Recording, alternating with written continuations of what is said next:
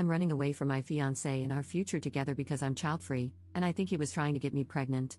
Posted by you/child-free runaway. I, 26F, have always known I didn't want kids. From a young age, even when adults asked me how many kids I wanted, my answer was always none. I didn't even know what child-free meant, but I always was. As I got older, I realized what it was. I just didn't feel that unconditional love that's supposed to come with having children.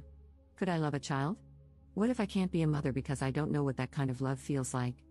That's how I've spent my whole life. Then I met my fiancé, 34M, 2 years ago. He was my first everything, and I finally experienced romantic love. But when it came to kids, I still knew I couldn't do it. From the beginning, I told him that having kids was off the table. He said he was fine with that because he never really liked kids, so it wasn't a problem for him. 5 months ago, he proposed, and I said yes. We moved in together, and everything was perfect. We were planning our wedding slowly, no rush. That was until his sister had a baby 2 months ago. My fiancé instantly fell in love with his nephew and was there every step of the way. He bathed him, changed him, napped with him. It seemed normal, I guess, so I didn't mind. 3 weeks ago, we went to his sister's house for lunch. My fiancé was mowing her lawn when she asked me to watch the baby for a couple of minutes. I tried to refuse, but she looked so down that I agreed. I thought she would just put him in his stroller or something, but she plopped him into my arms and went upstairs. I panicked. I had never held such a small baby before, and I was terrified I might drop him. 5 minutes in, he started crying. At first, it was fine, but then he started screaming at the top of his lungs. How can such a tiny baby be so loud? I was almost in tears myself. I stood up as gently as I could and went outside where my fiancé was. I yelled at him to come grab the baby from me. He came over, took a picture of me holding the baby, and instead of taking him from me, he started giving me tips on how to calm him down.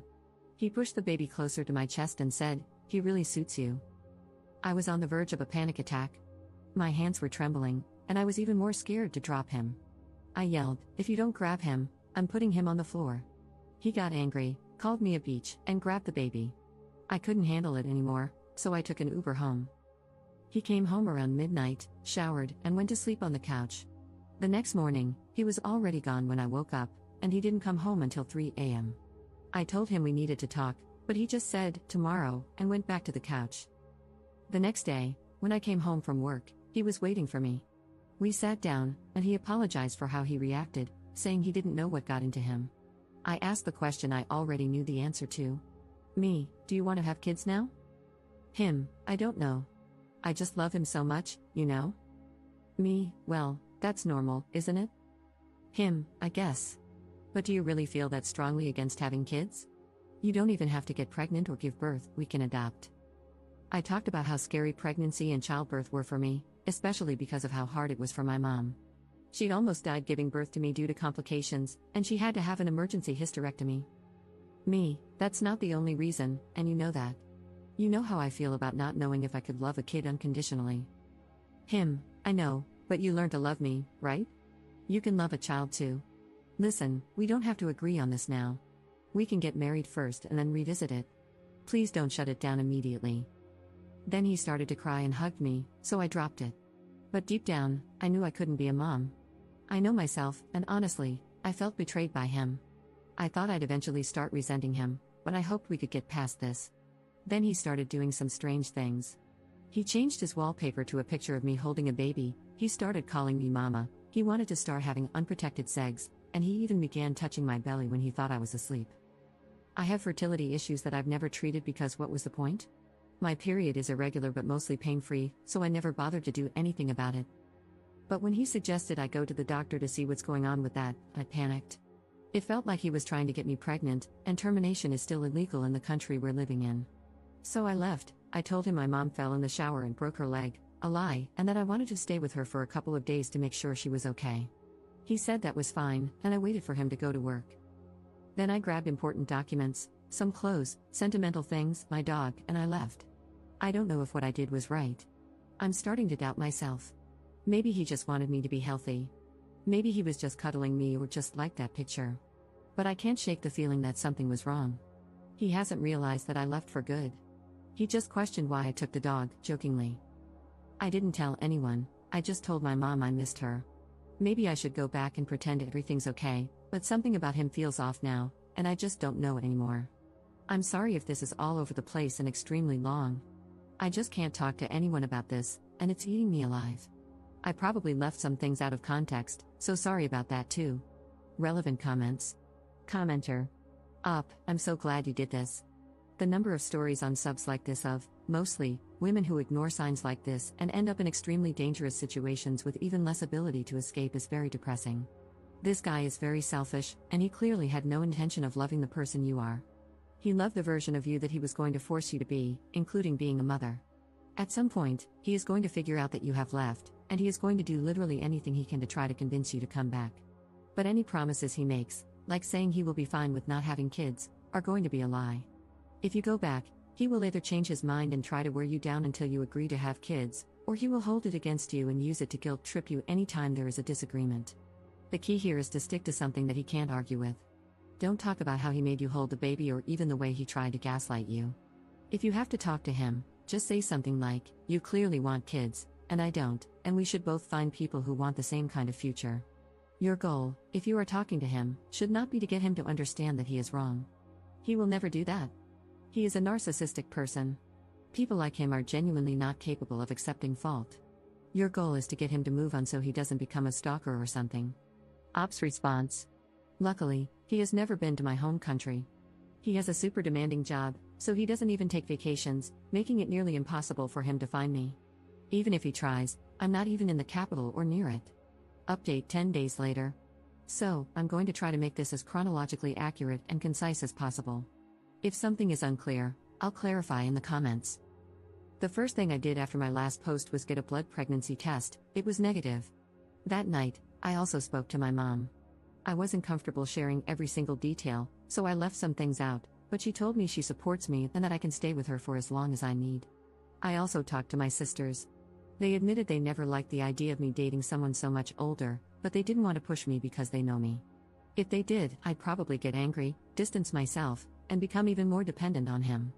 I apologized for overreacting to everything and assured them that they should never hesitate to tell me if something feels weird or wrong. I called my boss and gave him a more family-friendly version of the story. He was absolutely livid, not only with him but also with me for not telling him sooner. He's like my work dad and was the one who requested that I join him. He said he didn't bring me to a foreign country without intending to take care of me.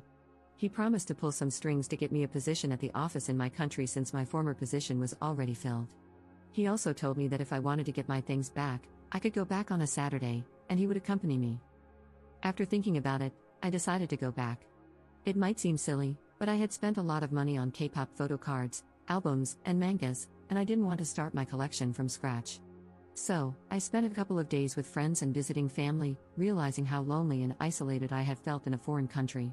Even though it's not that far from home, I knew I could never leave my family like that again. Even my dog seemed happier spending every afternoon cuddling with my mom. I also visited my father's grave. I've always hated cemeteries and avoided them, but I needed him in that moment. I went alone, brought fresh flowers, cleaned a little, and just sat there talking to him. I told him none of this would have happened if he hadn't passed away. I cried, a lot, then laughed like a crazy person. I ended up staying for about 3 hours, but it felt so healing. I also went to my mom's gynecologist, and she said it was possible to get a tubal ligation, especially considering my health issues. She warned me it could take about 6 months, but I was okay with the wait, so we started the process. I felt so free after that appointment and just so much happier being home. I didn't even think about my ex until he messaged me asking about my mom. I told him she was doing better and that I'd be back on Saturday. I decided to talk to him face to face since I was already going back to collect my things. On Friday afternoon, my sister lent me her car and I drove back. It's almost a 12-hour drive, but with breaks, it took about 14 hours. I went straight to my boss's house, and when I arrived around 9 a.m., he asked me to have breakfast with him and his family. Afterward, he and his son came with me to my ex's house to help pack up my things. I even got some of my favorite plants. They made fun of my taste in music, and we finished in about an hour and a half. Afterward, I went to my ex's sister's house. I needed to know if the whole baby incident had been a setup. I knew she didn't work on Saturdays, so I went into her house. Luckily, she was home and invited me in. We sat in awkward silence for a moment until I asked her, "Did your brother ask you to make me hold the baby?" Her, "What, huh, no, why? What even happened that day?" When I went downstairs, you weren't there, and he said you got sick and had to leave. Me, what did he tell you exactly? Her, he said you had a panic attack because of fertility issues and that holding the baby was triggering. I told him that didn't sound like you, but he said, how are you supposed to know more about my fiancé than I do? Then he left. Me, what the actual hell? Her, yeah, he even said you wanted to babysit and go to the park as a couple with a baby, but I told him he was crazy if he thought I'd let him use my baby like that. He got mad at me and didn't speak to me for a couple of days. Then I laughed and explained what actually happened. She was furious, so mad she started crying. She apologized for leaving me with the baby, and I apologized for saying I was going to put the baby on the floor, and that I wasn't actually going to do that. She said she was genuinely considering going low contact with him because his behavior was creepy, and she feared he might do something to the baby. I decided to tell her I was leaving her brother, and she said she understood. We hugged, and she said she'd miss me. I went back to my boss's house to wait for my ex to get home. I told him to text me when he got off work. I was a nervous wreck. I almost threw up. My boss's wife made me tea and stayed by my side, rubbing my back. I honestly loved that woman, the whole family, really. My boss and his son came with me to his apartment. One thing about my boss, he's a softie, but he's huge. He's 195 centimeters and about 130 kilograms, and his son is basically a carbon copy of him, so I felt pretty safe. When my ex got home, he smiled at me but then saw my boss and his son. He asked me what was going on. Me, I'm breaking up with you. You're clearly going through a baby fever phase, and I don't want any part of that. Him, what do you mean, breaking up? We can't break up. We love each other. Me, no, you love the idea of me being pregnant with your child, and that's not going to happen. He tried to hug me, but my boss grabbed his shoulder and said, why don't you sit here with me? Him, I can't lose you, I love you. You're my soulmate. I can't live without you.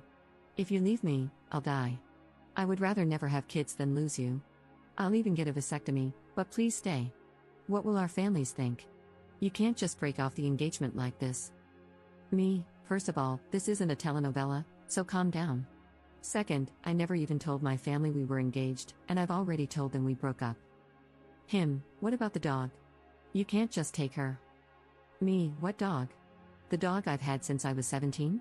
That's my dog, and she barely tolerates you. Trust me, she's much happier with my mom. He started sobbing and tried to speak, but I couldn't understand him. My boss's son couldn't have chosen a worse moment to laugh and ask, you really didn't tell your family? Me, I just never found the right moment, you know? My ex calmed down a little and said he'd never let me go. That he still loved me. I felt a little threatened when he said something like, I'll find you and make you fall in love with me again. I told him, good luck with that, but seriously, we're not in a telenovela. Enough with the drama. I gave him the ring back, and he threw it at me, though it didn't hit me. I said, I hope you find someone who wants kids, but I also hope you get psychological help, and we left. I spent the night at my boss's house, and the next morning, I went back home. I spent the rest of Sunday sleeping because I had a bit of a fever. I helped my mom with her business today, and my therapy session is on the 13th. Due to how things went in the office, I'll start again in March. They kind of fired me, then rehired me. Thank you so much for helping me see how crazy this whole situation was. I feel so happy and so light now. I forgot how much I love having my family around. I probably won't update again unless something crazy happens, but yeah, thank you, people, especially women, of Reddit. Relevant comments. Commenter. I'm curious, is there a legal way to keep an eye on him in his country? Also, is he active on social media and does he tend to share everything, like when he gets up, walks to work, and even picks his nose?